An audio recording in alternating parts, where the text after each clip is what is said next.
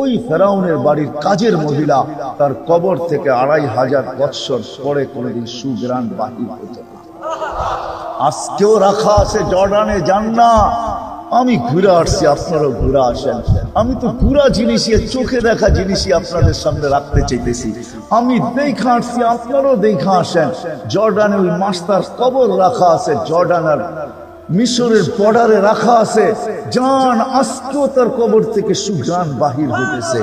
আল্লাহর রাসূল জিজ্ঞাসা করছে কতদিন বাহির হবে? বলে ইলা ইয়াউমিল কিয়ামা, কিয়ামত পর্যন্ত বাহির হতে থাকবে। সে কোনো উচ্চাঙ্গের মহিলা ছিল না, কোনো ফার্স্ট লেডি ছিল না, কোনো উচ্চাঙ্গের মহিলা ছিল না, কোনো আধুনিক যুগের মহিলা ছিল না, বড় শিক্ষিত দীক্ষিত ছিল না। ফেরাউনের বাড়ির কাজের মহিলা ছিল। আর ফেরাউনও কোনো আমাদের সমাজে, আমাদের চোখে কোনো বড় ব্যক্তিত্ব ছিল না।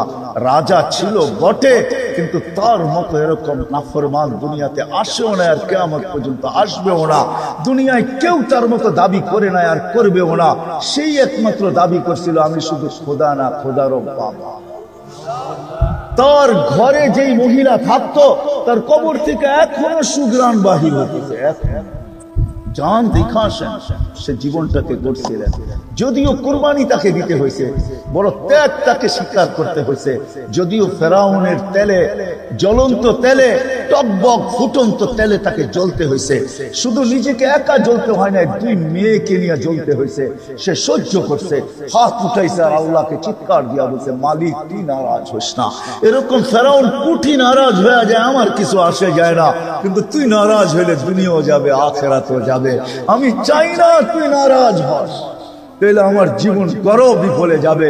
তো আল্লাহ তার দোয়া মাইনা নিছেন, যদিও তাকে কুরবানি দিতে হয়েছে, কিন্তু আজও সুঘ্রাণ বাহির।